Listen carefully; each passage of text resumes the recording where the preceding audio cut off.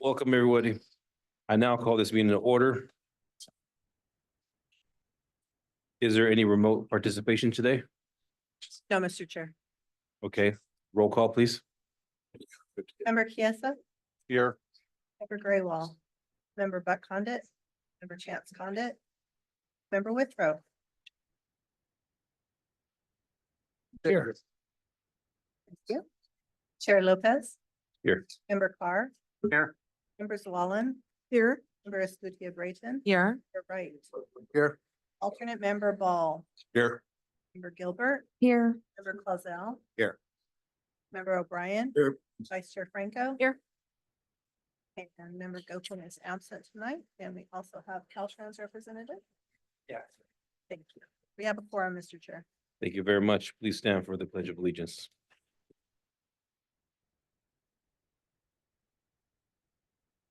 Allegiance to the flag of the United States of America, and to the republic for which it stands, one nation, under God, indivisible, with liberty and justice for all.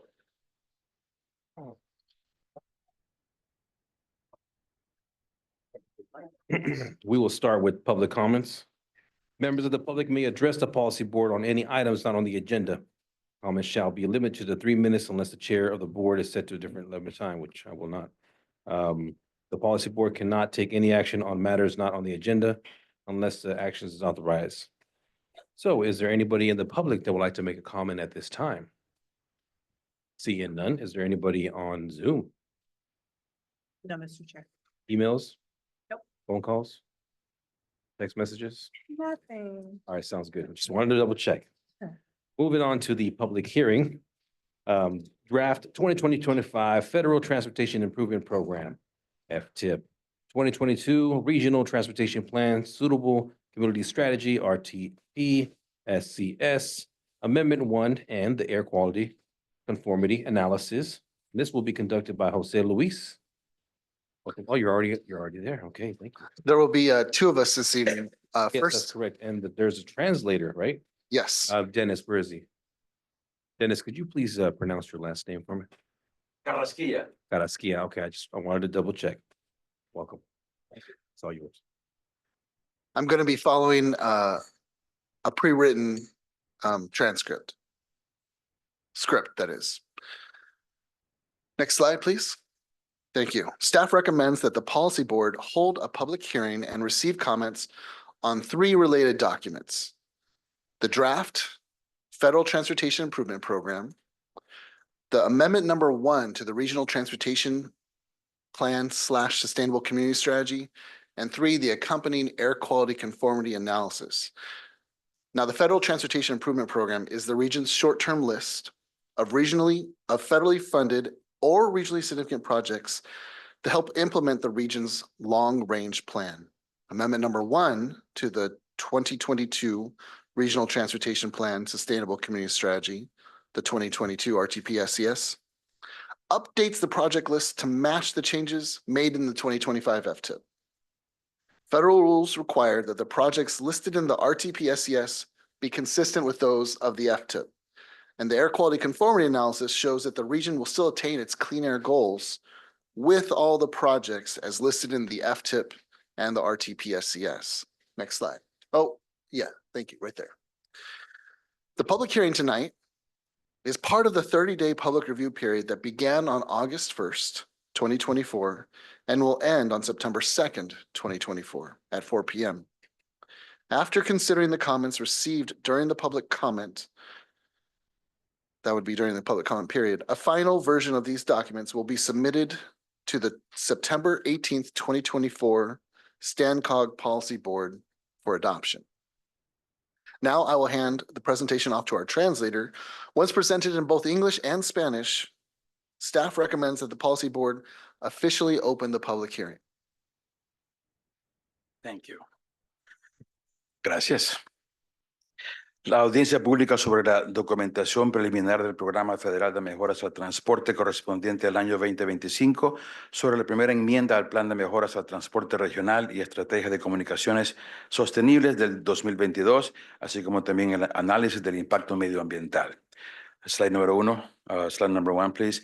El personal recomienda que el Comité de Política celebre una audiencia pública y acepte comentarios sobre siguientes documentos pertinentes. Versión preliminar del Programa Federal de Mejoras al Transporte correspondiente al año 2025. Primera enmienda al Plan de Transporte Regional y Estrategia de Comunidades Sostenibles del año 2022. El análisis de impacto medioambiental a la calidad del aire que lo acompaña. El Programa Federal de Mejoras al Transporte es una lista de proyectos de importancia regional, pero financiados por el gobierno federal.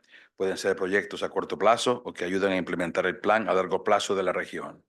La primera enmienda del Plan de Mejoras al Transporte Regional y Estrategia de Comunicaciones Sostenibles, conocida como RTP-SCS 2022, por sus siglas en inglés, del 2022, actualiza la lista de proyectos para que coincida con los cambios realizados al Programa Federal de Mejoras al Transporte, conocida como FTIP, por sus siglas en inglés, del 2025.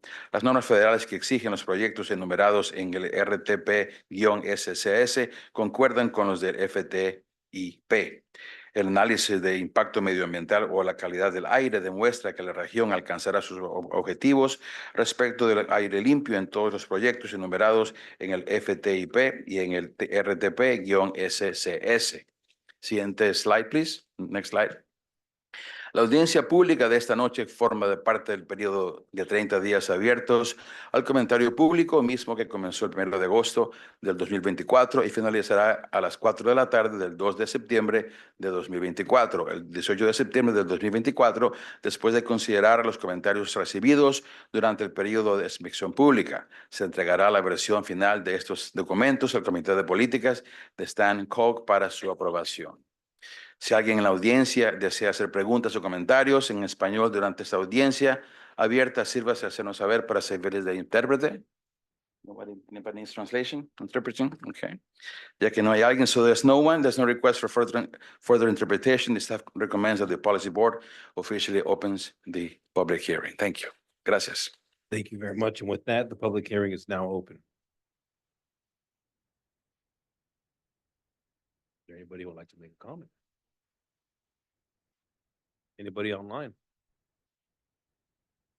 No one has their hand raised. Emails, phone calls, text messages? Oh, yeah, let's not go there. Career pigeon. Okay. Anyways, well, with that being said, the public hearing is now closed. Thank you. Thank you very much.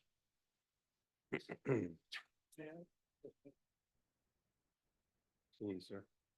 Yeah, this is 21st day of being open. I think we should have had some publication of it a lot here outwards, instead of here on the 21st day of the 30-day. Just procedure. I think it would have been good to have it announced in June, that we are going to have this open here. We do this a lot, and today I just not in the happiest. So that's what I mentioned. Were you gonna make a Doesn't comment? it make sense that we should have three announcements in this August timeframe? We are going to, instead of the 21st day of the month, we're stating it here. The 30-day piece. The recommendation is that we're going to have you said that it was gonna be some information brought forward on August 1st, right? Well, I want to make sure I understand the comments, and I also would like to make sure the board is aware of the public outreach that we are doing and have done. I have the list of 9 newspapers that we've published the public hearing in. And it was published well in advance, but not June. We didn't have a draft document to show the public that long ago. When did you know that you were going to have this 30-day period starting 1 August? Now, newspapers, I find it difficult to even get them at SLB. I don't know when they publish now. Sure. But, if you put it in the Modesto Bee, it's going to be missed. Stan Cog Business, a lot of people listen to what Stan Cog does. So I would suggest that if we're gonna have a 30-day period, and we're going to announce that we're having a 30-day period, should be prior to the start of the 30 days, not at the tail end. That's my only comment. And you can say, yes, no, we'll work on it, not work on it. So, Mr. Chair and members of the board and Member O'Brien, your comment is well taken. I mean, obviously, what Jose Luis is stating, when we are required to have when we are announcing, you're required to have a draft document so people could look at it. So it's, we're always concerned informing. We do inform. I think you did provide information to our cities and our county to get the information through our committees. They knew it was happening. So we did announce it, but we did not do a full blown, but we could try to find ways in the future to make that this is coming for the public, Jose Luis. As staff, we certainly want to run a public comment period and process that the public is happy with, and especially that our board is happy with. Just a little bit of information. We noticed this on August 1st when the public period began. In the transportation world, you generally don't notice something until you have something to show the public. Now, to answer your earlier question, we've had this schedule written down for a year, knowing when we would go out for public review and when we would have this document done. But we spent that year developing the document. And then right at the very end, we missed that schedule by a month, and then we missed that schedule by a month because there's been a lot of staff work going into this to get this ready for public review. So when we noticed it, that was when we actually had something that we could show the public. We follow something called a public participation plan. It was a document developed by this agency with input from the public, where we asked them, how would you like to know about this? And we follow that public participation plan as a playbook, and we can update that public participation plan to make it the playbook that this agency is proud of and happy with. So I'm happy to work with any of the board. We can revisit how we do this. I'm not questioning the amount of work. I know what goes into each one of those documents. I had to live it for a while. And I truly appreciate the efforts going on in. Once your product is ready, we should have, to be quite honest, I didn't know it opened up on the 1st of August until I had the agenda in my hand on Thursday last week. Sure. All of our That's committees, just, sure. maybe I'm not as aware as everyone. No, no. So let's meet and discuss how we can improve. Can improve, like you just said, Jose Mhm. Luis. We can add this improvement in our public participation plan. This comment is well taken. Thank you. That's Okay. Moving on to the presentation. Our presentation today is Bike Month campaign. Shannon will be providing an update for Bike Month. Welcome, Shannon. Thank you, and good evening, policy board members and members of the public. You might recall that in May, Santa Cruz promoted a bike month in our region to encourage alternative methods of transportation. People were encouraged to sign up on our app and track their miles that they rode, and those who did were entered into a raffle to win a variety of prizes. There was a total of 18,380 miles ridden during the campaign. On behalf of Santa Cruz team, we are happy to award the grand prize winner to Amy Bublak. Amy rode over 340 miles. She couldn't be here with us today, so on behalf of her, Vice Chair Franco, congratulations. Amy won a foldable e-bike today. So if we can have a picture with Chair and Vice Chair, please. Picture. Oh, I thought you were gonna put it together. Yeah.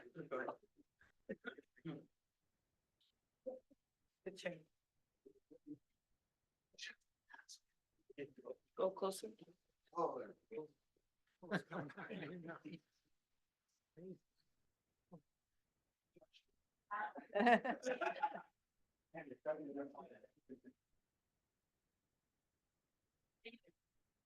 Good job, Amy.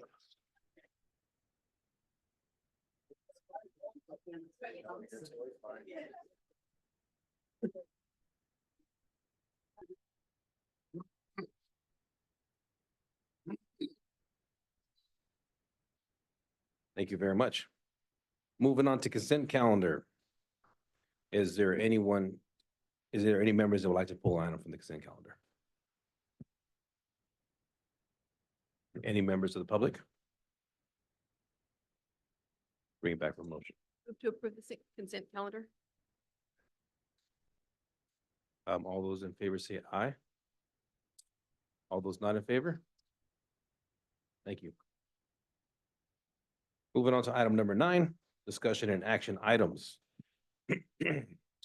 Item A, motion to accept the fiscal year 2022-23 audit, financial statement, and independent auditors policy board report. Jean Falletta will open up the item, but we also have the auditor in attendance tonight, Brian Henderson. Yes, Where is he at? So I know. Okay. Brian's right here. You just did my work, so Brian, I'll let Brian take it away. Thank you. Okay. Welcome, Brian. Just trying to make your life easier is all.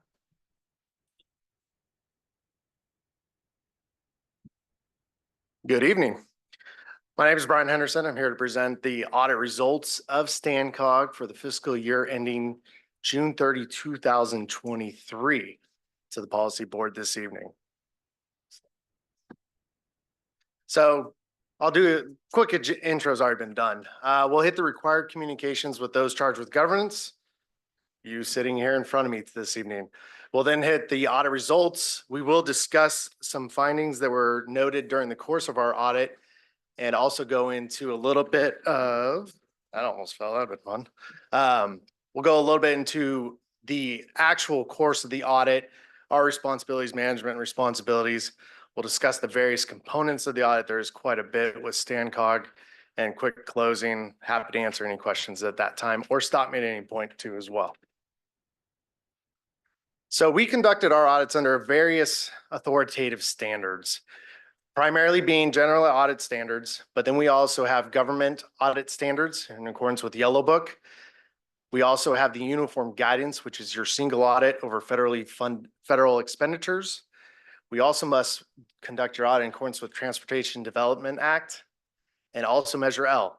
So there's various components and authoritative guidance that govern our audit and the various reports that we have to then issue in conjunction with the audit.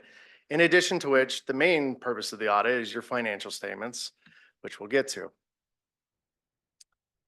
So our responsibility ultimately is to issue an opinion on the fairness and reasonableness of the presentation of the financial statements themselves in all material respects. In other words, that they're free of material misstatement. It does not address the financial condition of the organization. It is not to detect fraud. We do consider fraud as part of our internal control risk assessment, in which fraud can lead to material misstatements. Excuse me. We also must, a huge component of the audit and our risk assessment procedures is assess internal controls. And we look over the internal controls for financial reporting, but also with the various levels of audit we have to do, compliance. And so that's a huge part of the audit itself. We do not issue an opinion on the internal controls or compliance in general, but we do issue subsequent reports on compliance for Measure L specifically and TDA. We do note whether or not there was any significant deficiencies or material weaknesses noted during the course of the audit. We must perform tests of the organization's compliance with certain provisions, Measure L, single audit specifically, but also TDA as part of our audit. And then we use that in conjunction with expressing an opinion in compliance with those specific provisions and the additional reports that we issue of our audit of the financial statements. The organization ultimately, StanCog, is responsible for the fair presentations of the financials. As the auditors, we must be independent. The management is responsible for accurate and fair presentation and in accordance with accounting principles GAAP with the United States of America. They must maintain effective internal controls, both design and implementation of those. And maintain them, kind of jumping ahead of myself there, in accordance with fair presentation, ultimately to lead to financial statements that are free of material misstatement, whether due to error or fraud. Those controls also must be designed to ensure compliance with all grants and other requirements of the organization. So required communications. The main sensitive estimates in the financials are your pension liability and the new lease liability that got implemented last year. Your lease liability being the operating lease of the building we're in right now. The financial statement disclosures are neutral, consistent, and clear with prior year. We did incur some difficulties during the audit. And so I will touch base on that as we get into kind of the findings and those difficulties and how they related to those findings. All misstatements noted during the audit were corrected by management. We had no major disagreements with them. We did obtain their representations in accordance with the audit issuance date, and we're unaware of any other independent consultations. Our audit procedures really started in late November, early December. So our audit, we start with our planning phase. That's behind closed doors in our office, really in kind of September, October. But the core of the audit testing, the internal control evaluation, the testing piece, the substantive vouching of balances at year end really rolled into December. That then flowed into January as well. We then had further questions and more requests, which led into February and March, which led to some additional requests and additional changes that bled into May. So our audit, kind of the fieldwork portion of our audit, went off and on from December through May of this year. Normally, I'm speaking to you a little bit earlier in the year. And so obviously me coming to you now kind of leads into my big conclusion there and my big finale. But ultimately, those delays that led to the completion of the audit. Our audit is driven really on a risk-based audit approach in accordance with all standards and significant accounting transaction cycles. We do perform significant testing over cash disbursements, cash receipts, and payroll, and also in conjunction those with the single audit in the TDA Act and those compliance requirements. We dual test as much as we can to select samples that hit multiple categories of the compliance requirements. We then finalized our audit reports and issued them right at the end of June 2024 for the fiscal year ending June 30, 2023. Our audit report on the financial statements themselves is unmodified. That is a clean opinion that the financial statements are fairly presented in all material respects. Now, during the course of the audit, we had to make some material audit adjustments to the figures as provided by management.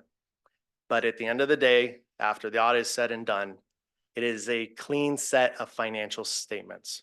And so our report dated June 28th states that, and that is our opinion on the financial statements themselves. Now, we do issue 2 additional reports. The first report is over government audit standards, TDA and Measure L. We did have a finding in regards to internal controls over financial statements, finding 2023-0001. And we kind of summed it. And we really summed it up in a financial close and reporting. It was deemed a material weakness. The main cause of that obviously has to do with some significant turnover in the finance department over the last year and a half now, but it was rectified here recently. But that turnover really led to ultimate delays in the audit. What I mean by that is once we started the audit and we dug into the day-to-day stuff, we had no problem with. And so our test controls, our significant tests of transactions, that financial close piece is a huge part of every audit. And that includes accruals, making sure year-end numbers, especially with Stancog, there's a lot of this money came in, but it needs to go here. So you got accruals on both sides of the equation. We had to assist management and also go back and forth with them a little bit to ultimately get those numbers to where we were able to deem our opinion unmodified, that they're fairly presented in all material respects. So we did end up having to get a new trial balance after the audit started because there was, the other problem is when we have to make an entry with Stancog, it hits multiple accounts. So it takes a long time to do these. But we did end up having to make, after that second trial balance, we had 13 audit adjustments that we had to make over the course of the completion of the audit. So ultimately, we sum this up into a financial close and reporting finding a material weakness because the process did ultimately lead to what were material adjustments from the auditors prior to the financial statements being complete and ultimately issued. It mostly, and it really had to do with that turnover. And unfortunately, the knowledge that left out the door wasn't able to get passed on. And it took some help from our end to assist with that close. And unfortunately, the auditors really can't be part of your internal controls. And we're happy to help, but we can't without telling you this. So those were all those adjustments were made and ultimately fixed and reported. Now, the second finding is in conjunction with our third report, and that's the single audit report or the uniform guidance. Uniform guidance is black and white. It is due within 9 months after year end. So for StanCog, it is due by March 31st the following year. Because we were not able to complete the financials and issue prior to the end of March, this one's automatic. And so this is a reporting finding for single audit. It is not a question costs. There's no monies that are being returned. There was no abuse of monies. There was no fraud noted. There was no significant issues. The main issue had to deal with the delays and ultimately the delay in the audit and the completion of the financial statements, which led to us being 3 months behind. So if we issued on April 1st, you would have the same finding. If we issued a year from now, you'd have the same finding, but you'd have a lot more. But ultimately that one's black and white. Now, the main thing with these findings is management, in accordance with government rules, does provide a corrective action plan and formal response. Those are included with the report. And the significant part about those is when you have findings, especially when they're a material weakness, which was what these are deemed, is the granting agencies are really going to look at your corrective action plan. They're going to look to make sure that management says, we're going to do X, Y, Z to remediate these. They want to see them get done. And my experiences over the years, you can have one bad year. You can have a finding. In fact, findings in the single audit are actually quite common. Single audits are very difficult to manage. There's multiple grants, especially when cities and counties. It's when these findings become repeated findings. So on your audit next year, if these are not implemented and remediated, you're going to catch some more eyes. And there's no guarantee, but ultimately when you have a finding, it could lead to a loss of grant funding. Odds are, and this is not my formal opinion, but odds are you're not going to lose grant funding for 1 year. If it does continue for 2 to 3 years though, at that point you open up the door. So really management has a chance to fix this. And I have had some subsequent discussions with management since we've issued. Also being able to wrap up the audit, a big portion of that was by them bringing in additional finance staff that really gave them the ability to get these numbers adjusted, get these adjustments in so that we were able to complete the audit. They're on their way, but time will tell ultimately, right? And we'll see where you're at with your June 30, 2024 audit and ultimately remediating these and correcting them. So management did a very thorough corrective action plan. I've seen a bunch over the years. And so they're very thorough. They really hit 3 main components: enhanced accounting processes, staffing and training, internal review and monitoring. We couldn't ask for anything more. And so that's going to be the main thing. Cross training, having multiple sets of eyes, multiple people that have the ability and knowledge to be able to complete this financial close is going to be very significant. And they did implement, or they also had a timeline for implementation, and we'll see how it goes for next year. The other main report that we issue is Measure L, and we conduct separate Measure L audits for each member agency, and we presented those results a couple weeks ago actually to the Citizens Oversight Board. But for StanCog itself, there was no findings in regards to Measure L. So they're in compliance specifically with expenditures, level of effort reporting, and the admin limitation. So StanCog does manage they manage all of them, but with the regional projects specifically, that is where their compliance requirements come in. So No findings on Measure L. I'm happy to answer any questions. I didn't divulge too much into financial information. I put you all to sleep, but also to being that it's a year old now. You probably have. Brian, I'll start with the question. With your past dealings with Stan Cog, have you ever ran into an issue like this? No, I've been involved in your audit with a previous firm and then also this firm for 6 years straight now. But there was a couple years even before that, when I was a audit manager at a different firm. Never had an issue ever with Stan Cog's audit at all. So with that, my follow-up question is, so would you consider this unique in nature? Being that we had to, I mean, in my personal opinion, clean house, but Yeah, absolutely. This is the first time we've ever given Stan Cog a material weakness. and I'll bring this back to the board. I'm sorry, I apologize. I just had a couple questions. Anybody else? If I could, Brian, thank you for coming up here from Fresno. We appreciate that. You're welcome. And then also, you can go ahead and say CPAs are the greatest job out there, right? Yes. Good job. Okay, just a couple things. Goes into the mic, I think. So a couple things, if we could, Brian. So bottom line, just to start with, we have an unmodified opinion, right? That's the ultimate where we want to be. We don't want to have a qualified opinion. We don't want to, and so we ended up with an unmodified opinion, which is a good thing. So that's great. And then the other thing, findings are no fun. We don't want findings. We don't want to be in that spot, but that's where we are. Just a couple of things real quick. How many audits do you guys do a year? Ballpark. 45, 50. And so the industry as a whole kind of out there as far as the ability to hire CPAs, the abilities to hire controllers, to talk a little bit about the industry and what's going on out there right now. How long you want me to go? Not that long, but just kind of a brief, because I could go a long time too, but you go ahead. Sure. The accounting profession, AICPA, CalCPA is widely documented this. There is a major concern with CPAs. There's a lot retiring and not enough in the pipeline to fill those holes.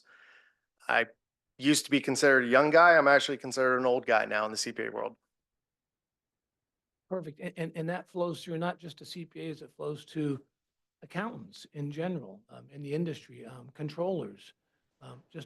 I'm sure you have a ton of clients that are constantly looking for accountants, constantly looking for controllers. Is that right? Sure. I even field at least, I was talking to Gene about this before the meeting. I field at least one call a week from an agency, organization, nonprofit, you name it, looking for an audit firm because they can't find an audit firm to conduct their audit. Okay. And so the only reason I bring that up is just to kind of point out, like I said, nobody likes findings. But we did start off, we have an unmodified opinion, which is great. We obviously had shortfalls as far as our accounting here for Stan Cog. And a lot of that goes back to the industry, what the industry is dealing with right now as far as shortages and turnover and tough to find personnel to do this stuff. So that being said, I don't want to excuse what's happened, as far as the findings, because it is concerning. We ended up with, he said 13 AJs that we ended up, when it was all said and done. After the second trial balance. Okay, after the second one. And so, and it sounded like those, a lot of those affected accruals, cash balance wise, reconciliations, how does that all look? Those were fine. Okay, everything was good there? Yep. Okay, so anyway, those type of things as far as accruals, payables, things that we need to know as a business, if we look at this as a business, these are things that we need to know, on at least a monthly, at least a quarterly basis to know where we stand. And we can see that we didn't have good numbers there for a while. So again, not to excuse it, but I guess I'm comfortable that we have a clean opinion. We've made corrective actions. We've hired hopefully people to take care of this stuff. My suggestion, and this doesn't affect you at all, Brian, but I would hope that maybe we should start on a quarterly basis. We at the county, we do quarterly updates on our budget. And I don't know how often do we do updates?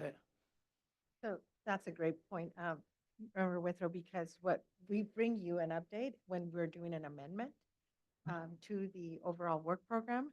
But normally we just don't because we have the budget and nothing's changing. But if something's changing, we definitely bring it to your attention. Yeah, I would, suggest that we start to have quarterly just budget updates, updates, actuals versus budget of where we are in our budget.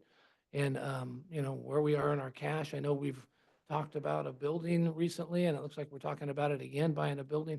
Just all these numbers, to make those type of decisions, we need those numbers in front of us. So I would suggest, and if the rest of the board is okay with that, that we get quarterly updates, financials as far as, where our balance sheet is as of, each quarter, and then where our P&L is too with regard to the budget versus actual expenses, so, for the year. So anyway, that kind of being said, I very much appreciate you again being up here to talk a little bit about this. I know it's not pleasant when you have something like this, but it sounds like we've worked through a lot of these issues. You seem to feel comfortable that we're heading in the right direction at this point. And again, the clean opinion is ultimately what we want, and we got that.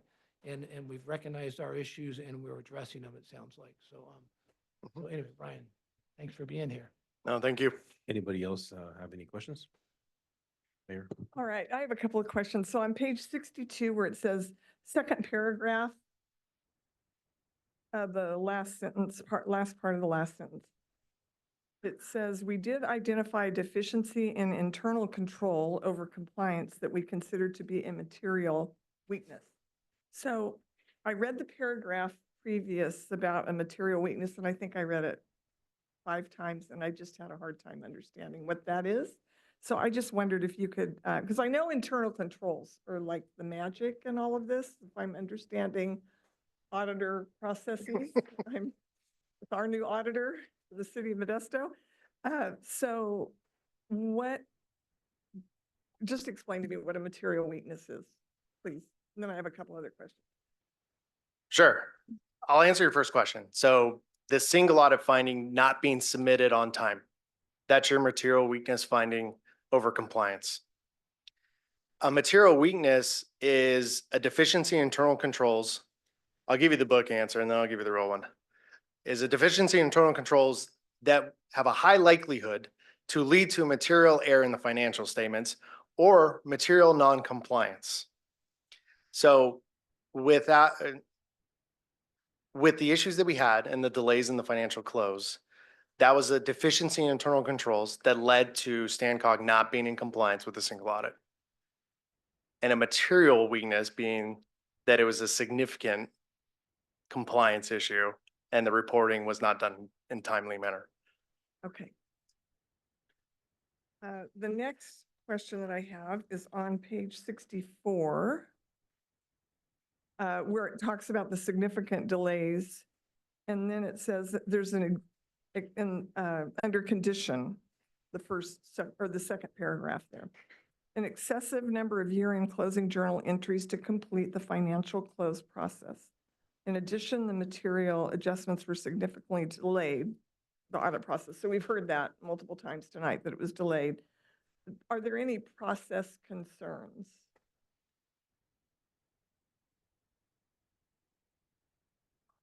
There was no process at that Okay. point. All right, And that was ultimately the real concern, okay, was that it wasn't addressed prior to the commencement of the audit.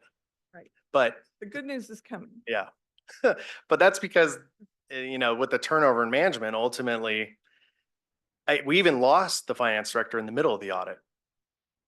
And she had to be replaced. And so that, I think that was a major part of it too. All right, thank you for that clarification. Then on page 66, under effect, where it says non-compliance may result in withholding of payments, denying both the use of funds and matching credit for all or part of the cost of the activity or action not in compliance, whole or partial suspension or termination of the assistance agreements, recovery of funds paid under the assistance agreements, withholding of future awards, or other legal remedies in accordance with 2 CFR 200.338. So as far as we know, that has not happened, if what I heard you. Not to my knowledge, that has not happened yet. First year, no. And one thing to note is there was no question costs. It's up at the top and it's question costs are NA. What does that mean? Question. So for example, if you spend single audit monies for a program that you weren't supposed to spend on, if you paid for beer, let's make it easy. Okay. You buy alcohol, you're not allowed to do that. You would then have to return that funding back. All right. I didn't buy any beer. No, didn't. Okay. The next part that is the good news, I think, is on page 67, where StanCog is in the process of reviewing and strengthening internal controls.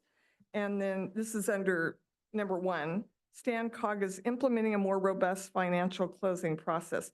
So my question to you is, as auditors, are you part of this plan?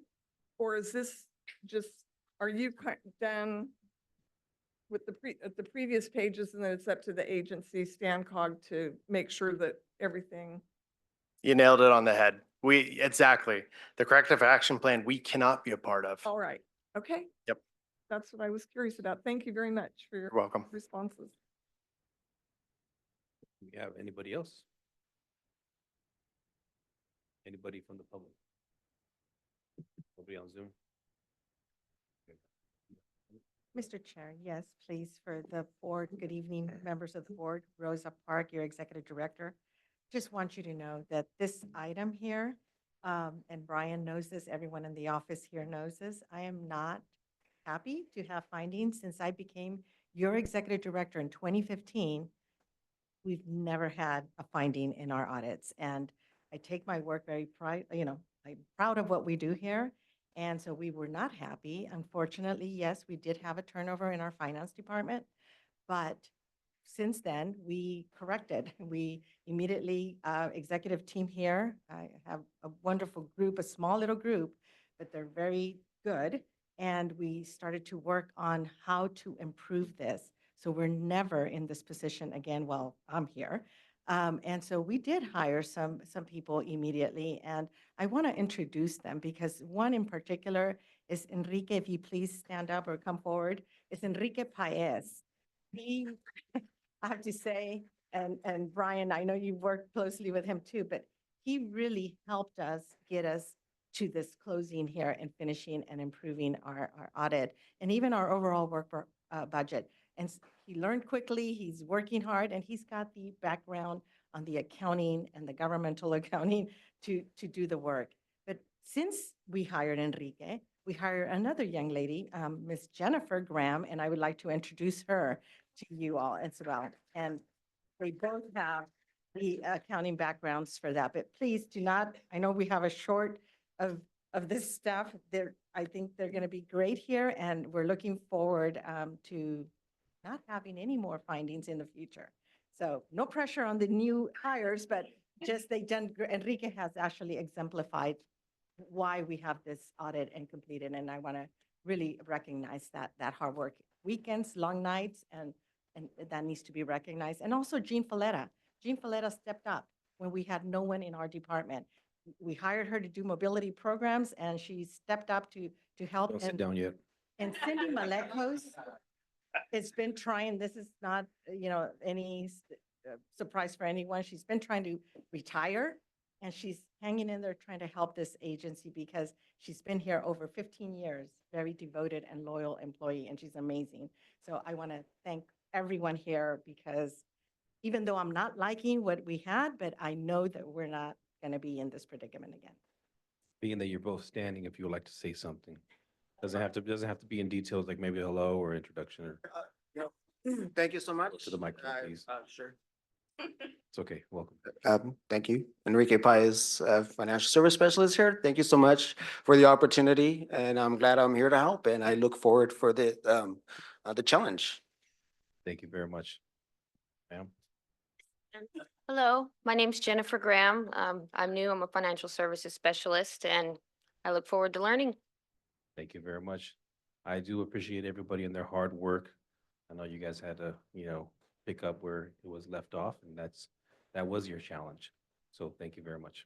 Appreciate it. Can I sit down now? Sure. Well, I didn't hear that last part. What did you? Oh, you can sit down. I was being sarcastic earlier, so. Thank you. Yes, sir. Just quickly, I know that having a finding is unacceptable at times, but he had a person who quit with no notice. I mean, how are you going to defend against that? You cannot. Expectations are, this will never happen again, is a little bit out of the realm of possibilities, especially in today's market. Right. When there are private firms that would like to take any of your people away from you right away and put them right to work.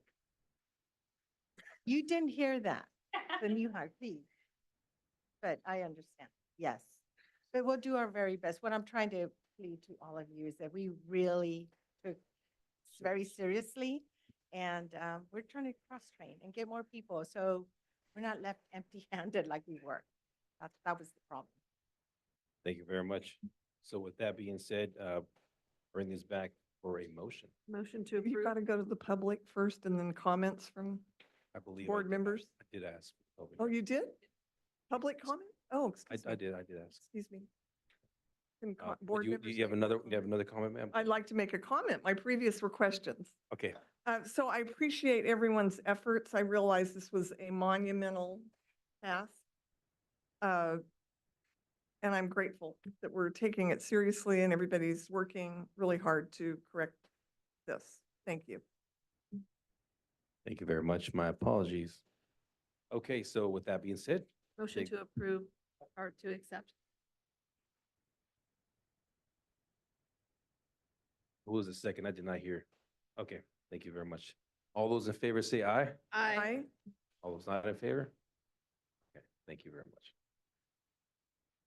Moving on to item B, this is motion to accept the fiscal year 2022-23 Measure L independent audit of the expenditures of tax funds and the Measure L Oversight Committee, which is MLOC annual report. Jean Folletta will introduce the item, but we also have our Measure L Oversight Committee Chair here tonight. How you doing, Paul? Paul, where you at, sir? So, yes, our chair is here of the MLOC, and you did it for me again. Thank you so much. I could stop if you like. All right, I'm on a roll.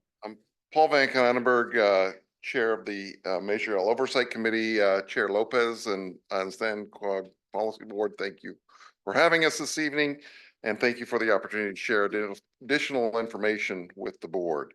In front of you are two letters from the Measure L Oversight Committee. The first letter relates to the audit and finds that it is in accordance with the Measure L ordinance. The second letter is related to the Measure L annual report, and I'm gonna amplify that letter to you this evening because this was a very the Oversight Committee is pretty passionate about some of these issues. So going forward, our committee asks that the policy board ensure the following: that the annual report be prepared by the authority by December 31st each year. This requires member agencies to get information to StanCog in a timely manner. The annual report must also be more robust in its explanation of how member agencies are using funds for maintenance and repair of streets and roads. Please keep in mind that the Measure L expenditure plan was very unique in the state of California. We were the first self-help county to go forward with an expenditure plan that had a 50% allocation for streets and roads. Most expenditure plans everywhere else in the state were for major projects. But ours was quite different. Having said that, we implicitly made promises to the voters that by spending 50% of our expenditure plan on streets and roads, that we would be improving streets and roads. So our annual plan must be more robust in explaining how we are doing that. So take it, for example, this year's annual report, and the pages 5 through 15, those pages list expenditures for streets and roads. But citizens need to know the impact of these expenditures are making on the pavement condition index. Right now, What we're explaining in our annual report, it disconnected from the pavement condition index. We have no idea as a public from reading the annual report, is the pavement condition index improving? Is it not improving? Is it staying the same? Those are things the community needs to know. Key milestones and metrics to assess how ongoing repairs are staying ahead of pavement degradation must also be addressed in the annual report. Forward-looking project schedules for each community must be explained so that citizens can see when streets or neighborhoods will have maintenance done in the next 2 to 3 years. Our public works departments do have a forward-looking schedule of when they're going to address items, but those are not in the annual report. So it's right now, just very specifically, the annual report shows a collective balance of over $19 million in unspent funds for streets and roads. Members agencies, by doing a forward-looking section of the annual report, member agencies can specify the plans they have for these funds.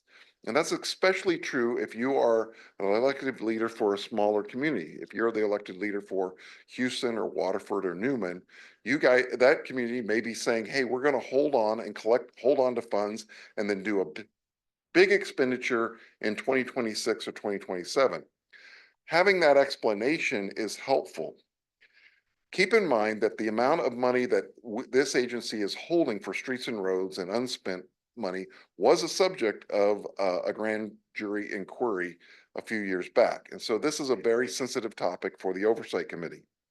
We also ask that the annual report do a better job of documenting the leveraging of local funds on regional projects and capital infrastructure improvements to obtain state and federal funds. Our citizenry wants to know how Measure L funds are being leveraged, both by percentage and by gross dollars. Because we passed Measure L, how much gross dollars have we been able to receive in funds from state and federal that we would not have received? Those are important things to know. And that would be important in like this last year's annual report in pages 16 through 18. However, none of this will happen without your support around this table, without you making it a priority. It will not happen without your council or board holding your chief executive accountable for getting this information to StanCog in a timely manner. Agency reporting for the fiscal year 2023-2024 is due in the next few months. Your oversight committee urges you to help staff improve the annual report, and I welcome your questions. Any members have any questions? So I love that you take this personally and because you're so vested in this, and many of you weren't on the board when Measure L was coming about. And you never give anyone too much credit, but if anyone deserves the most credit for getting Measure L passed in Stanislaus County, it's Paul Van Knijnenburg. He had been a part of the two previous, yes, this is all true. The two previous attempts, and when it came around, we weren't successful. We came close, and then we go to Paul and we say, Paul, you're the only one who knows how to run a campaign. You know all the players, how to raise money, what works, what doesn't work. And I learned more from Paul than anyone else in the whole transportation world up to this point. So, but it shows with your passion and your knowledge, and the fact that you're here on the oversight committee just shows how committed you are to transportation in this county. And that's my appreciation. I agreed with everything you just said, and you've been bird dogging this from day one, talking about pavement management index. How do people know what we're actually doing? We're trying to formulate a plan through StanCog, taking a little bit of the money to try and push that information out. We need to do better. We always need to do better. It was what Richard was talking about. And stay honest. I think there's not a lot of people that have the passion for this that you do. And Paul was the CTC commissioner, didn't know, but I consider this to be more important what you did here in this county for us. So. Well, I will just say the Oversight Committee is aware and has been given presentations about I guess, for lack of a better term, the public relations efforts and that are going to be ongoing in the coming months. and the agency that's been hired to help us with that. But that is only successful if your individual public works departments and chief executives give the information. If no one gives the information, and remember, your oversight committee, all we can do is scream real loud. That's the only power we have, is to scream at the top of the lungs. And so we will do that, but you are the people who can help us by getting that information so that we can present that information to the public. I will just warn you that, and your executive director knows this very well. There are counties right now who cannot get their measures renewed in the state of California. And they are stuck in the water because they did not bring their public along during the time when they had their measure going and was not telling the public, hey, this is what the measure is doing for you. By starting now, we can ensure a legacy of having good streets and roads in Stanislaus County.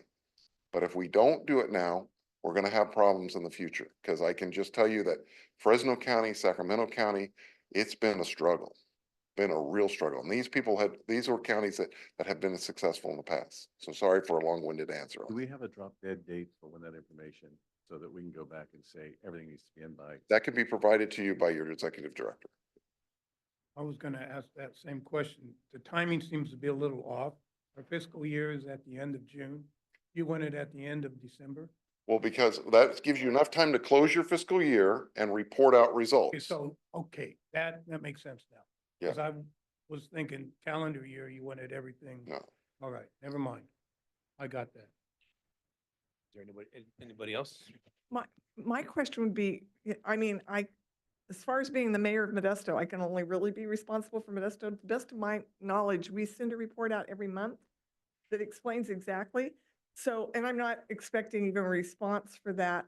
But as a member of this board, I would need to know exactly which agencies you're talking about, and I'm sure that could come from our executive director.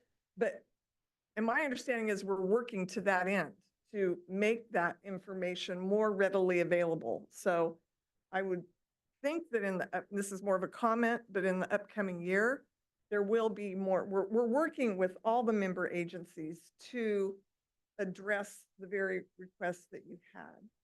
And am I correct?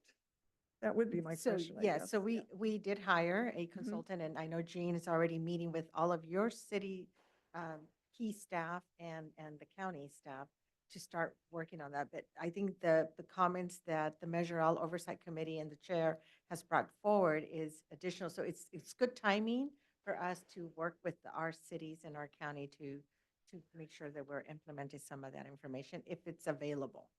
So that's what we're gonna do.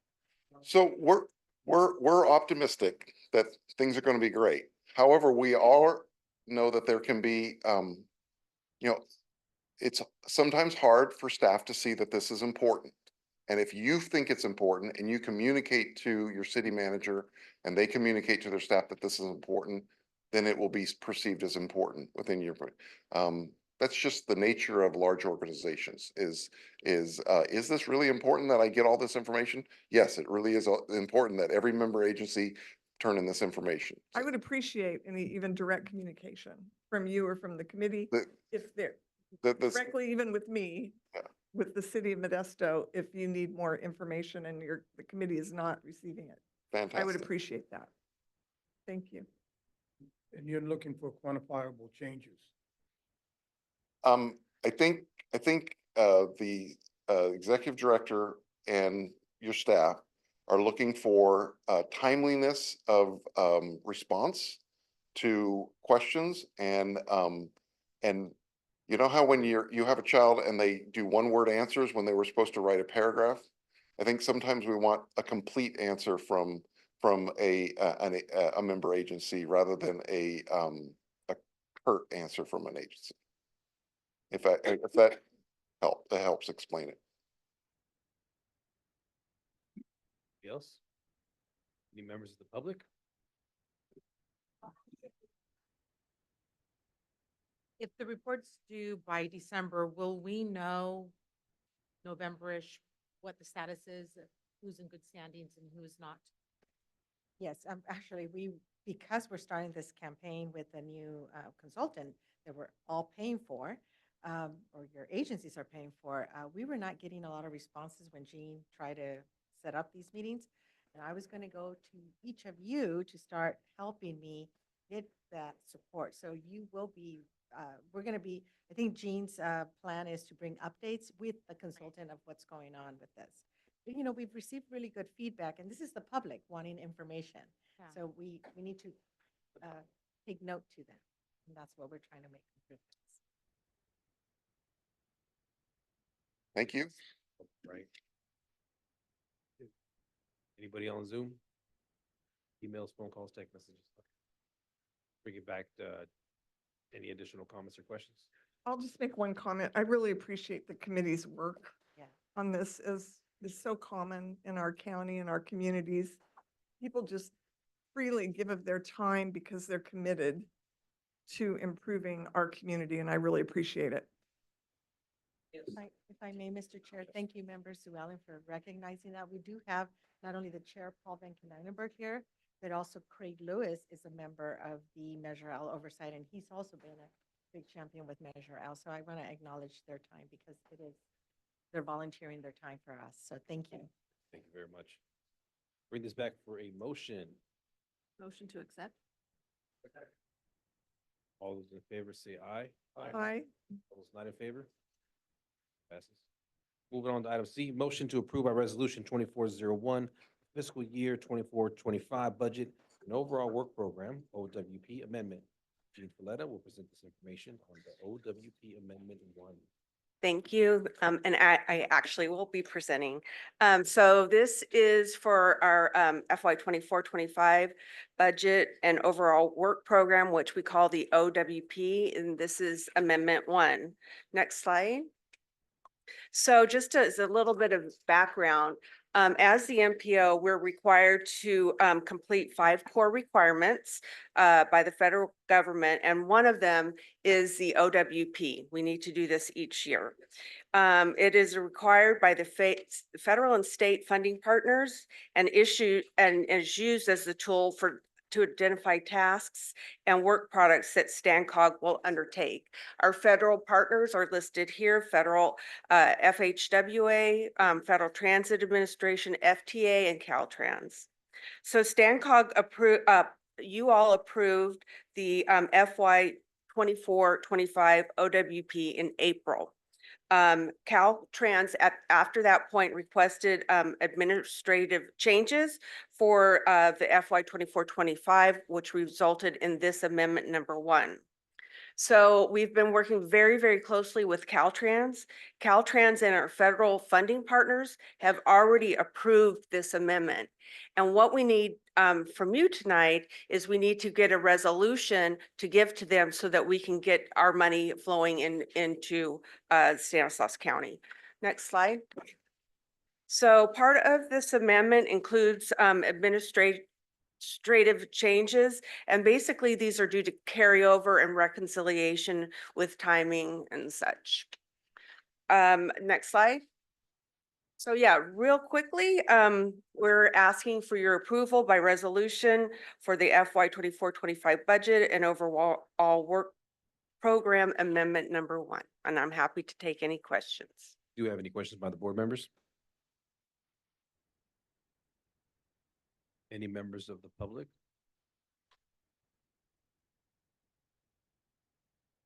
I'll ask again. Anybody on Zoom? Email, phone calls? Bring this back for any comments or additional questions. Motion. To approve resolution 2401. Second. All those in favor say aye. Aye. All those not in favor, say nay. Thank you very much. Moving on to D. State Route SR 132 West Delivery Update. Tony Harris, welcome, sir. Tony Martin. All right. Yeah. Good evening, Chair and Policy Board members. My name is Tony Harris, Manager of Strategic Project Delivery here at StanCog, and I am here to give a status update on the efforts of Stan Cox staff and consultants to deliver the State Route 132 West project from Gates Road to State Route 89. Next slide, please. Just briefly here, just to set the table and frame here is that what we're working on right now is the portion that's from Gates to Dakota and also Dakota to 99. You will notice during this presentation, you're not going to hear me saying phase 1, phase 2, phase 3. No more. We're moving forward with names that are reflective of what the project really is, and that's easier to communicate and moving forward. Next slide, please. So this slide represents the improvements that will be part of State Route 99, State Route 132 interchange. And that interchange is, once constructed, will allow you to go directly from State Route 132 West onto State Route 99. And so I will give an update on that as it relates to design later in the presentation. Next slide, please. This portion is from Gates to Dakota. It would extend what is already in place out there that stops at Dakota today. And so this piece also is where we're working on, and I give you a status update on next slide. In the portion from Gates to Dakota, what the scope of that improvement will be is it will be one lane in each direction. There will be an overcrossing at Dakota. There will be an overcrossing at Hart, and then there will be a roundabout. Ultimately, later on, we will come back and it will be 2 lanes with interchanges. But initially, we are working to get the connection from Dakota to Gates. Next, please. So where are we? You see the orange box there? We are in final design and we are starting the right-of-way acquisition process so that we can get the interchange, 99-132, and Gates to Dakota ready for construction. Next slide. Our goal is to complete design and right-of-way acquisition by the summer of next year, so that we will have the projects in a position of readiness for construction, which will enhance the ability to seek and pursue funding for construction. Okay. Next, please. So design. This slide is about the status of design for the interchange, State Route 99 to State Route 132. Design, the final product of design is plan specification estimates that are used to put out to contractors. 65% status of those plans have been completed. They have been shared with Caltrans, the city of Modesto, and the county for review. And we have gotten our comments back on the 65%. We have completed our constructability review. Typically, once you get to this stage of design, you take a really hard look to see if there's any issues that we need to address to make sure it's constructible.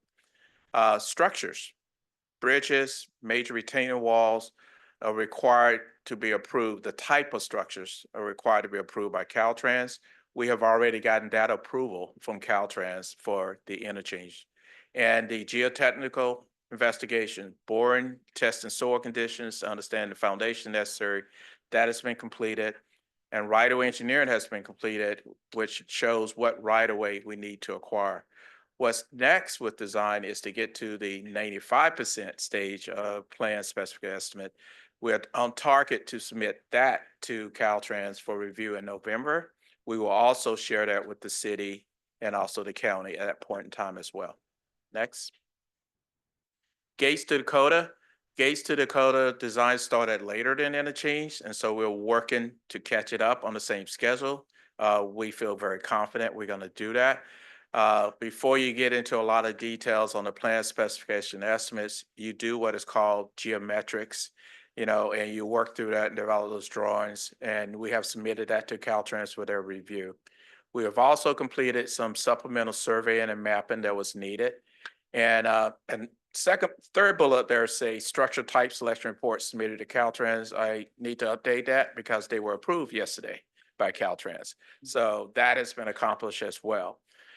Supplemental traffic memo has been submitted to Caltrans. We need to do that because we have just one lane initially, and then we had the roundabout to make sure that everybody agreed that functions well in this initial stage. Geotechnical investigation is underway, right-of-way engineering is underway. So our next step is we will have 65% plan special estimate completed and submitted to Caltrans and the county in November for their review. That's next steps coming up. So next slide, please. This slide is about right-of-way acquisition. I lump both projects together because we're doing them both together when it comes for the right-of-way acquisitions. We have sent notices out to property owners regarding the need to do inspections and appraisals. And then upon requests, and we're getting requests, all right, from property owners that want to understand more about the project impact and the right-of-way process. Most of the requests is coming to my phone and I'm answering it, and the team has been responsive, and it actually is going very well. Most of the inquiries we get in is want to know the status of the project, what is the process, that type of information. So very productive in that regards. We've also sent out to property owners what their rights are in the right-of-way process. There's a standard pamphlet that the state and the federal use that we have personally mailed to each property owners. We have right-of-way agents that have sat down with those property owners that wanted to sit down and walk them through it, and we will continue to do that in particular. So our next steps is going to be doing some appraisal notices as it requires relocation, for properties that we acquire, but the businesses or the residents needs to be relocated. We'll go through that process with them. We have field meetings going on and property inspections. Several of them have taken place this week and today with inspections out there with property owners. We believe that we're going to really get started with negotiations in September and October, and they'll be ongoing through next spring. Okay. Next slide, please. Community engagement. We have developed a comprehensive community engagement plan, and we are working that plan. And one of the things we need to do was project branding. All right. We now have named the projects, which you hear me use, interchange and locations. We have logos that we have developed and been using and branded. We have a brand new project website, sr132west.com, that is out there and available. In particular, we have consolidated information that was on old well sites, and as appropriate, it's all in one place now. It's for the public to go to. On that website, you will find project information materials. There's fact sheets, there's summaries of public meetings in both English and Spanish. It's readily available. We have also sent project information letter to impacted property owners. And for a lot of you, I think the last time I stood in front of you, I mentioned to you that we was going to have a public meeting. Well, we did have a public meeting, and that public meeting was held on June 18th. Approximately over 25 community members was there. Several elected officials was there. We was able to present the project, got some responses. And if you go to the website, there's a summary of that meeting, including the slides from the presentations, just a quick little summary information of attendance and basically what we heard. All right. Why that's important to be there? That type of information is the type of information that's asked for in funding grants. All right. And so it was a good place for us to put it there so people can see. Next slide, please. So next on community engagement, we're going to continue to update the website as needed as we learn more. We are now getting ready to move into our phase of local agency and businesses outreach. We are putting together information that we can reach out to those different organizations to raise awareness of the project, not just specific in the quarter, but in the broader area. Right, so they can understand, as you heard from your Measure L Oversight Committee, what your money is being used for, and we want to help share the information. We are basically been coordinating the system with the inquiries and the responses that we have, and we are developing information that can be pushed out through Stancock various social media channels in particular, and we are hoping to start pushing the information out as soon as next week and moving forward. And we're going to continue to look for opportunities for media relations activities in particular, and opportunities to participate and present at community events and other organizations. So we are organized and prepared to do that. Next slide, please. Some of you have seen this, but I wanted to take advantage of show you this. And it's a visual simulation of the interchange. All right, next, please. This is, if you look at the existing interchange that is out there today, this is looking north, all right, in particular. Go back, please.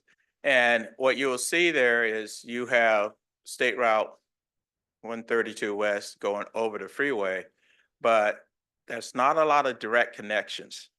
To get to it, you have to go through different local roads to get to it. And so therefore, it's not really bringing the ultimate benefit that we need to see on 99, 132 and to the community itself. Next slide. Well, upon completion of the 92, 132 interchange, there will be a direct connector where you're able to go from northbound 99 to westbound 132 West. And you also will be able to go on a direct connector from eastbound 132 West to southbound 99. There are no direct connectors to and from the north, as was designed in the environmental document based upon traffic information. But also the local interchanges will be completed so that they are not as confusing to try to get from one place to the next as well. Next slide, please. This is if you are looking at State Route 132 and looking west across over 99. And next slide. And when you complete the interchange, it's just another view that you will see of the direct connectors and then the local interchange upon completion of this project. So I think this can bring to my next slide, which I think is showing the information here. This is a screenshot of the website. You'll see, if you go to the website, this is the first page you see on the website. It's simple, very simple, all right? And you'll see it has the logo, State Route 132 West, and you can get information about it, the project update. You can sign up to be on the mailing list or email list. And then in community engagement, that is where you see information from what we reached out and done in particular. And all our partners' logos are included there as well. So if more want to know more about it, the website is sr132west.com.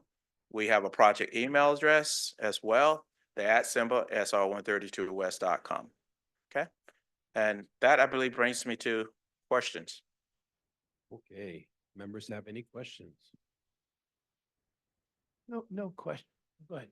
My question concerns with your completion of drawings. I thought I read 65% design completion by November of this year. That is for Gates to Dakota. And then construction in 2025, Correct. possibly. Yes. How are you going to connect those two dots? Design to get done. Construction is, do we find the money for construction? I'm very confident in that part. What you saw in my slides is for the interchange, 99, 132, 95% is done in November. I meet with the team 2 or 3 times a week, and they are marching pretty fast. The design on Gates to Dakota is much, much simpler than the interchange. Okay. I'll buy that. No, Mr. Withrow had a question, then we'll go to you. Sure. No, you go. Unless you want to skip. Okay, mine's quick. Does doing the community outreach help with funding down the road? Absolutely. Okay, I get multiple invitations from so many groups to speak, like Kiwanis, Rotary, STRS, the retired groups, veterans. Should I just send them to you? Say, would you like to know about 132? And here's the program, or Send them over to us and we have a team that's prepared to do. I mean, the community engagement piece, it's important to do it, but not just do it. You need to document what you did. We need to document what we heard. yeah. So what I'm saying is, if But send them to me. funding, you could Send- reach out to all those groups and say, we have a PowerPoint, we have a 20-minute presentation. Would you like to hear it? And that is what is about to be pushed out next week, reaching out to those different groups. And if there are groups that we're missing, please let me know. We're ready. All right, I'll see the list and Okay. send them your, look at it. Yeah, I don't have any questions, just comment, Tony. As always, we call you Super Tony, is what we call you. just because what you're doing with all this stuff is amazing. And this is light speed. As far as government's concerned, what's going on in here is light speed. And so I just want to commend you again for what you're doing. I just see, even as we're working on all this stuff, just the existing facility as it stands right now, I travel it at least 4 times a day, sometimes 6, and if I get to go home for lunch or not. And it's just amazing the traffic more and more, the individuals that are using, that they're realizing, especially the trucks, that it still is quicker to go ahead and make that turn and get onto, even if they can't make the light, to get onto the new 132 and take it down to get to 99. So anyway, it's just great to see the traffic continuing to increase on it. There's trouble there. We're working with Public Works to try to work with a couple of lights that are backing up a little bit just because of the increased traffic on it, but we're getting there. And so, and that's all just temporary until we get this finalized. But anyway, just want to continue to thank you for all your work you're doing. Good stuff. Thank you very much, and I will make sure I pass it on to the team. You have a lot of people behind me doing a lot of work right now, so definitely. Thank you, Tony, for that presentation. Impressive, impressive. These pictures, I feel like they're an image of the live actual area. The north driving south right now has to exit on Kansas to, how do you get on 132 if you're If on you, southbound 99 lane?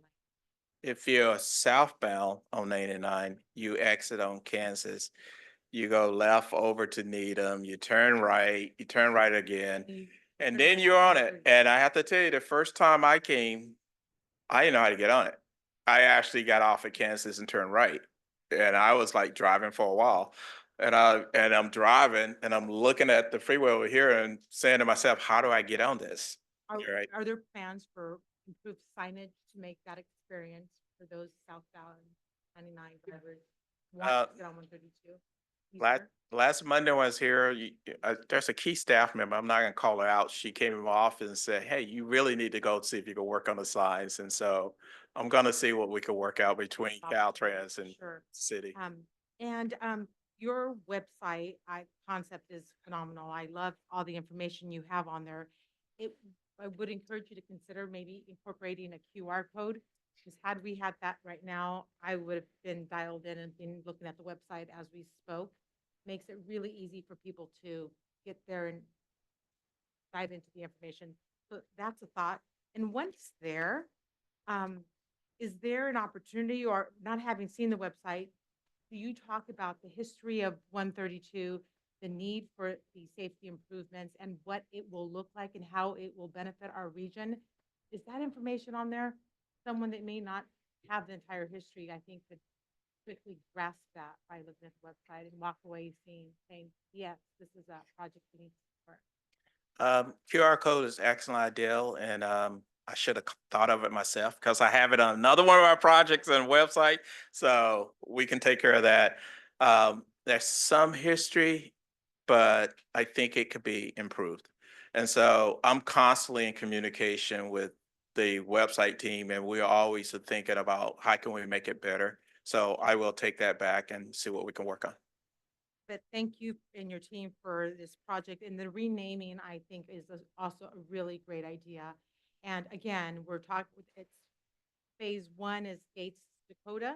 The old phase 2. You're gonna make me say phases after I said I wasn't going to? Never say phases again.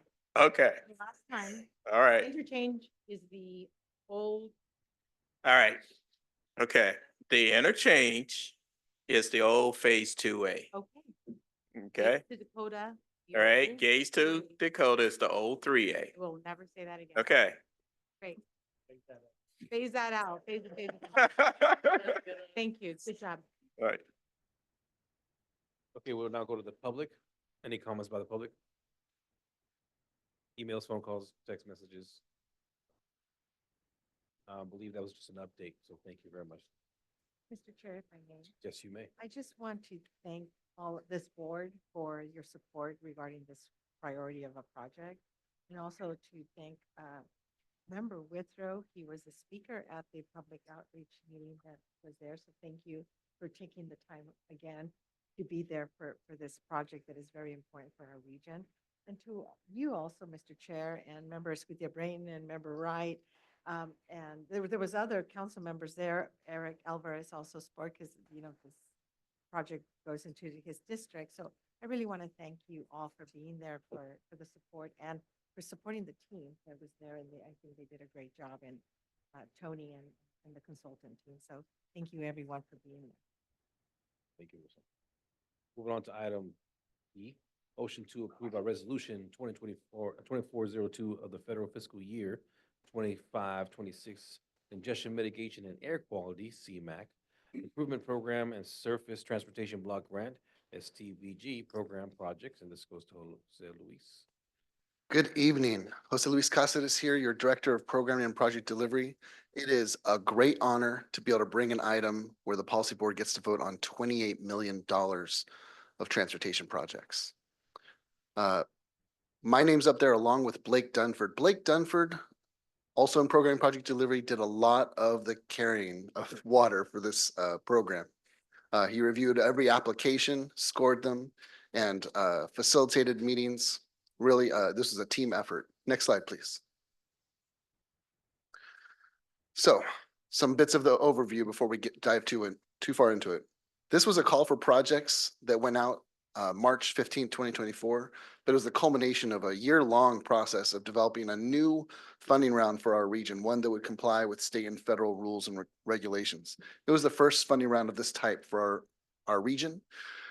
In many ways, it was an experiment where we were very interested in any sort of learnings and improvements we could make for future funding rounds. Some things we're very happy about is everyone applied.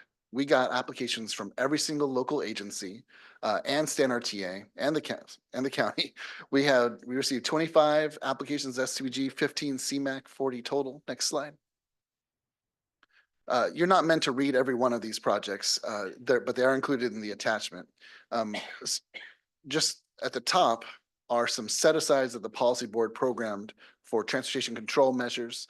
The top one is StanCog's Stannis Cruise program, and the second one is StanRTA's TDM program, that's Transportation Demand Management. And the rest of these projects are scored or ranked in their scoring. So it's not alphabetical, it's which projects had the highest score as scored by your scoring committee. Next slide. Some highlights. Our Roselle Sidewalks Phase 2. I love this picture because I hate it. It's where the sidewalk ends. This project scored very high. It's part of the North County Court. Wait, is it? I get this confused with another one. No, this project will provide safe sidewalk infill to neighborhoods to provide safe access to schools, services, and amenities in downtown Riverbank. It builds off previous work done on Roselle, and it is proposed to receive $300,000 in CMAQ funding. Next slide. You are not meant to read every dot on this map, but if you know your city and your county well, you'll recognize that grid system kind of in the bottom, that's downtown Modesto. And all of these dots are signals that are being synchronized to talk to each other, coordinated by the city of Modesto. The blue dots are local signals, local traffic signals, and the yellow dots, those are signals on state routes. They're gonna start talking to each other. This is one of the most cost-effective ways of using our CMAQ dollars, our congestion mitigation air quality dollars. Every time a car stops at a red light, it continues to pollute. Well, this gets more cars, more green lights by coordinating those signals. The city of Modesto is recommended for $790,000 in funding for 154 signals. Don't ask me to name them all. Next slide. You're not meant to read all of these. They are included in your packet. These are your surface transportation block grant programs. Recommended at the top is money used to help manage the programming project delivery here at this agency. It helps pay for my staff. Next slide. I'm going to highlight a project, Clarabelle Realignment Project. Maybe some of you have been out here. This is 1.2 million is recommended for right-of-way. It would construct and realign 1 mile with bike ped facilities and provide safer, more accessible route for across the BNSF Railway, Modesto Irrigation District Canal, and Terminal Avenue. If you can see, there's that irrigation canal right there on the top. Most importantly, these improvements are part of North County Corridor Phase 1, which just got its CTC allocation last week. Next slide. So the next steps, what happens after today? If the policy board approves the lists as proposed, our staff is prepared to turn around and put these projects into the Federal Transportation Improvement Program, the list that we just talked about updating for 2025. Those projects, once programmed, would be ready to start reimbursable work once the sponsors turn in their required paperwork to the federal, to Caltrans and Federal Highway Administration. Project sponsors that did not receive funding or not recommended for funding, we are offering our services to debrief their applications to see what they might do better in the next round. Next slide. So to recap, 14.3 million recommended for CMAQ. Coincidentally, an equal amount of 14.3 recommended for STBG. This is recommended through all the committees. Next slide. I can take any questions. Any questions from the board? I have a question. Oh, do you want to go ahead, Vito? You have one first? No? Okay, my question is regarding the synchronization, is this synchronization alone? Or do you know if it includes the safety feature where it will hold people at red lights? So that it is intuitive to people that might be running red lights so that it will prevent crashes? I wasn't sure if that was part of this or if that's forthcoming later in Modesto. So 40 applications, and I did not come prepared with information on the projects, Right. but I can follow up with the city of Modesto. All right. I can't, yeah, I think I know the answer. I'm not 100% sure, but we'll figure that out. I know that is coming. If you look at the But I project just wasn't list, Sure if that was part of this. I believe if you funding. look at the project list, there's signal synchro, Uh-huh. and there are other traffic signal related improvements recommended. All right, Unfortunately, I can find that out. okay. No, what it will do is hold people at red lights so that they won't get hit. If they start to go through with the other people coming the other way and running the red lights, it will They do that on, intuitive to the need to hold the red lights longer. they do that on 108 through Oakdale because our main stoplight, we do have problems with people running it a whole bunch. Correct. So I didn't see the STBG project scores in the slide on page 54. So the one question I had was, I noticed that Turlock received like twice as much as anyone else. I wasn't sure how that came to be, which is great Sure. for Turlock, but how I- that worked. So I have a multi-part answer for that. I can answer it. Ah, We hired Fred, the road doctor. no, I actually love why questions. I am sensitive of the board's time this evening, Uh-huh. so I'm happy to debrief after. One thing we did is we did a 1.2 million cap on project applications, but we did not limit the number of applications a sponsor could submit. Turlock discovered they could take like a 5-mile section of road and break them up into individual segments that all have pavement quality index measurements and need for rehabilitation. And their worst quality roads that had other, essentially some segments scored better than other segments, and they were able to get those segments funded. This is, by the way, the same technique that we're using for funding State Route 132. We took one project and split it into 2 components, which neither one of them on their own is what we want. We need them both together, but the funding programs for which we are applying would not want us to apply for $450 million in one application. It was a strategy that paid off for them. It's something we're paying attention to in the next funding round. All right, thank you. Jose Luis, but also it's not just the strategy, it's also that this program is competitive now. So Oh. you have to follow the guidance, and these projects met those guidance and criteria. Yes. So whether it was a strategy or whatever, it followed that box. So I said I love why questions. So the other answer to that is we did things differently than we used to. Every city, the county used to be able to count on a formula basis of how much money they would receive every funding round. This system blew that up. It's competitive. If a road needs the funding and the applicant did a good job of explaining it, they can get that money, up to 1.2 million per application. But the other reason is what someone else mentioned, having like a professional grant writer or staff that is dedicated to grant writing or set aside for grant writing is so important. We're, as an agency, Stancog, we are looking into hiring grant writing services because we want to get funding for State Route 132. So there's many whys, and again, we're happy to debrief anyone, including people who won funding in this round. But we will be having workshops for the next funding round. In fact, my next item is about the next funding round. Thank you. Any additional questions, comments? Anyone from the public? Emails, phone calls? I'll bring this item back for a motion. All those in favor say aye. Aye. All those not in favor? Thank you very much. Approved. Moving on to item F. Schedule for the federal fiscal year 2027-2028 congestion mitigation and air quality CMAQ improvement program, service transportation block grant, STBG program funding round. Once again, Jose Luis. Yes, Member O'Brien, big fan of wanting to know about documents in advance. This is us telling all the committees and the policy board about the next funding round way in advance. We are presenting the schedule, next slide, for the 2027 and 2028 CMAQ and that's congestion mitigation, air quality, and surface transportation block grant funding round. Next slide, please. So this is, I should just pause. Normally, we wait a year before doing a 2-year funding. We might wait 2 years before doing a 2-year funding round. We are behind as a region. We should have our CMAQ already programmed out through 2027 and 2028. This is us getting there. So we just finished the funding round. We're doing the next funding round.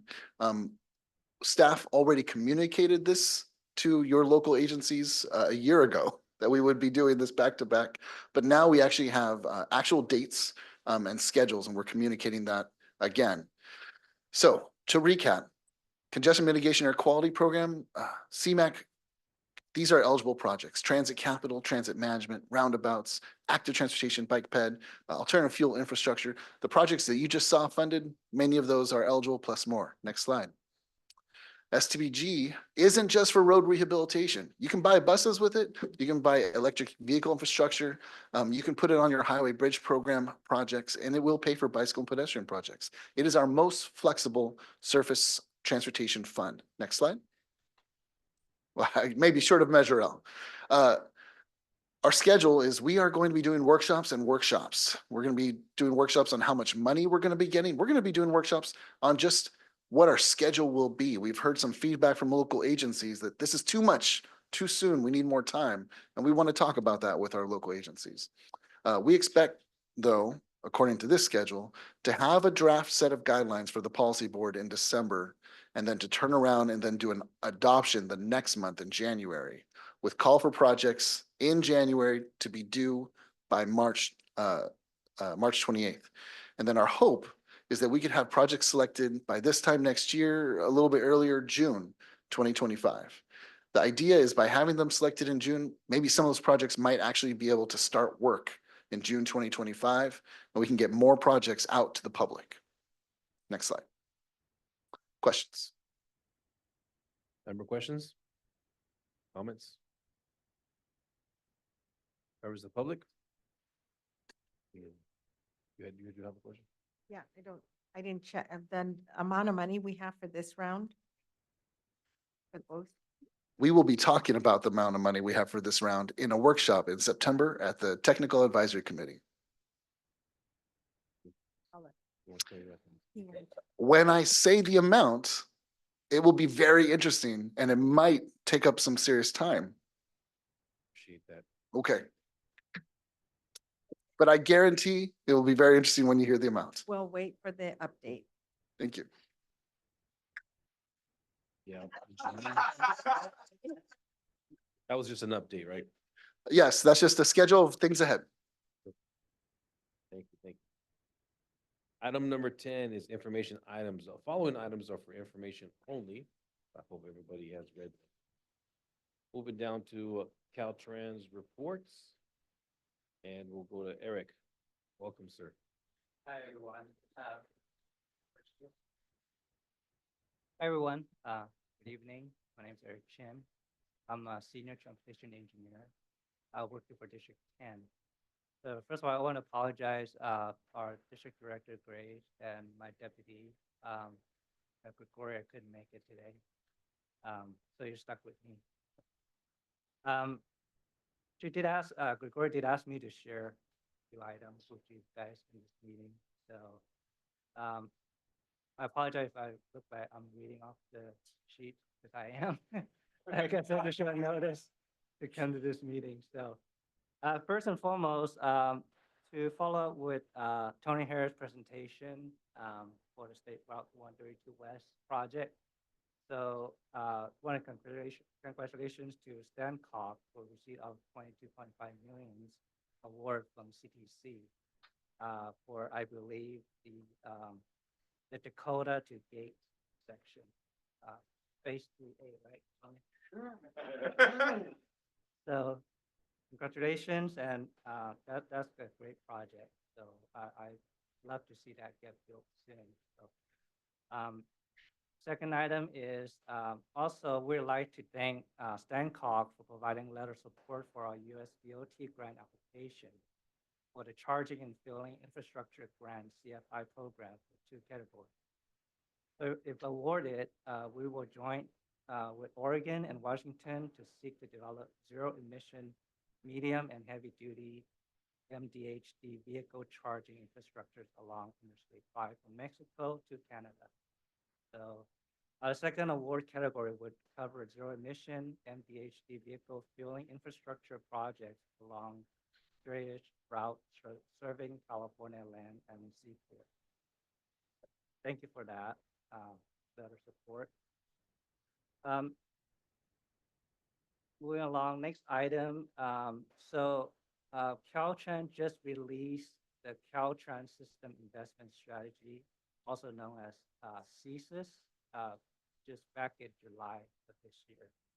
So basically what CSIS does, it supports the broader climate goals established in the California CDC 2050, following through a commitment outlined in the Climate Action Plan for Transportation Infrastructure, also known as CAPTI 2021. So what this framework allow Caltrans to collaborate closely with partner agencies, such as you guys, to identify and systematically promote projects that reduce BMT while expanding zero emission and multimodal transportation options. So we're also applying this framework to prioritize projects to nominate for state and federal competitive funding.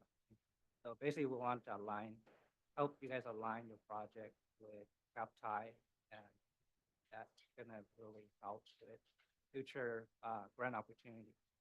State. And last item is, so currently there are a lot of federal fund opportunities out there right now.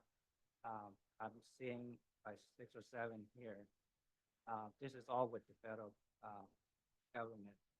We just want to make sure the local partners are aware of these grant opportunities. I'll just highlight a couple of them. And this grant information is also available in the www.grants.gov. Well, one of them is the federal DOT Safe Streets and Roads for All. It's also called SS4A. So this grant, the available funding is 1.2 billion. And the deadline is August 29th, which is short of next week. So there are other ones that would further out deadlines than this. There's another one with FHWA, the Nationally Significant Federal Lands and Tribal Project Program. It's 23.8 million, and the deadline is October 6th. So definitely, look into those in the website, or you guys feel free to reach out to us. We do have an investment planning manager. We're very familiar with this grant. I'll stop here. You guys have any questions for me? Try to answer. Questions? Thank you for that report. Would you mind sharing those 6 grant opportunities with SANCOG? And they'll share them with us. I wasn't able to write them down, and I know there's a website, but if you would be so kind, that'd be great. Yes, I will. Additional comments or questions? What was the website again? Grant, www dot, Yeah, grant, grants.gov. oh, okay, www.grant.gov. Yeah, with the S, Okay. grants, yeah. Okay, thank you. Mr. Chair, members, we'll get the information to members Gutierrez Brains, and we'll send it to all of them. Yeah, I was hoping Grace was going to be here because we just received $20 million for the North County corridor.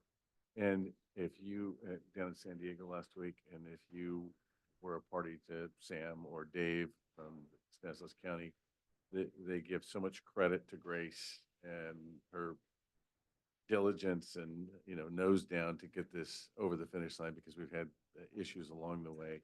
So please express our appreciation on behalf of the COG, anyone involved in the North County corridor. It's obviously going to make a difference, but we believe that it was because of her hard work. It was one of the main reasons. So All right.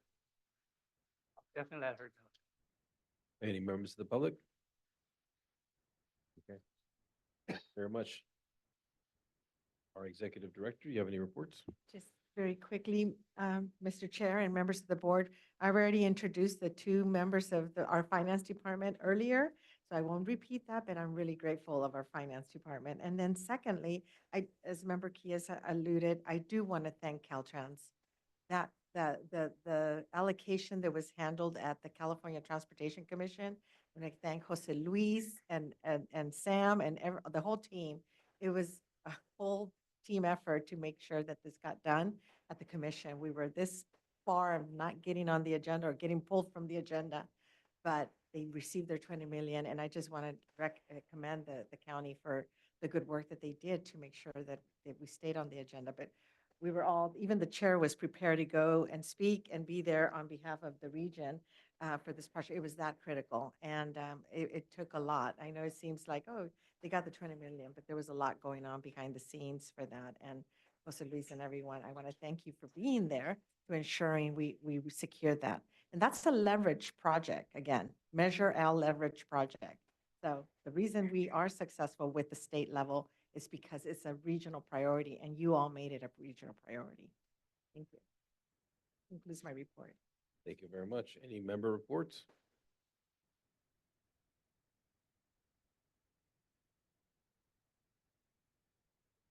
When does SCS start again?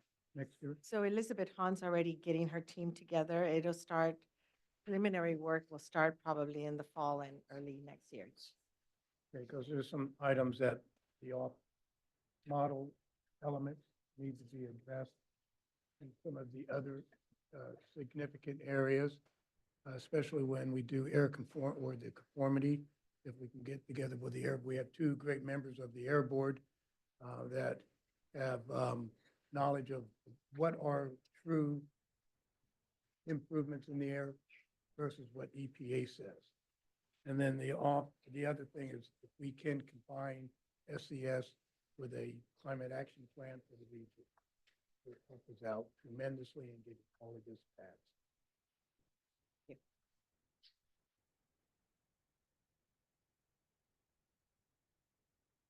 I was going to mention that we are going to DC, traveling to DC, the Regional Policy Council, Rosa, myself.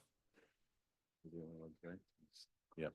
And the air board's going, rail's going. And I was just trying to pull up the document on what we're lobbying on behalf of, and it is generally the same topics: rail projects, air quality, 2025 budget appropriations, Inflation Reduction Act, implementation, reauthorization principles, and reauthorization of the Farm Bill principles. What we'll be lobbying on behalf. Any additional reports? Thank you very much. Well, I have a question on that. Do you know who you'll be meeting with yet in Washington DC?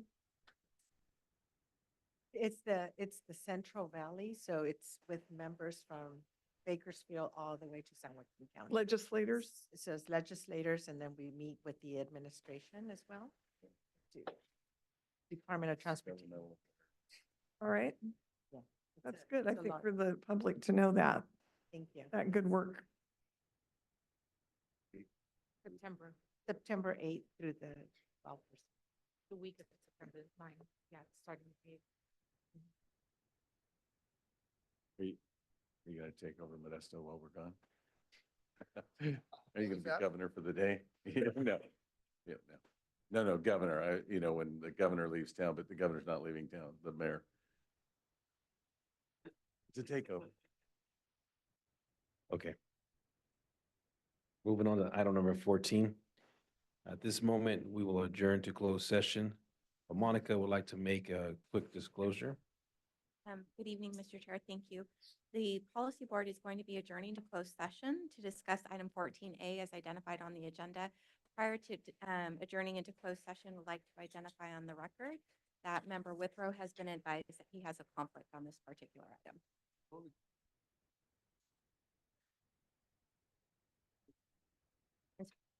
We can adjourn to closed session, Mr. Chair. Okay, we will adjourn to closed session and also a quick restroom break.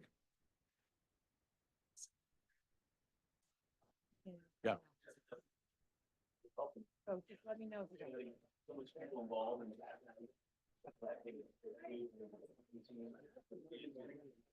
Yeah. Was his birthday today. I know, I feel really bad.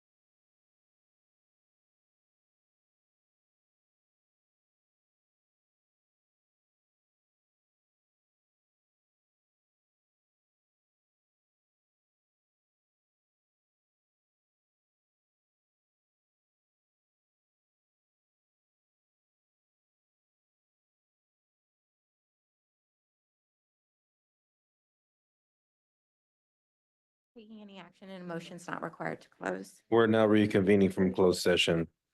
The Policy Board has reconvened from closed session. There is no reportable action. The next regular scheduled meeting is September 18th. This meeting is now adjourned. You.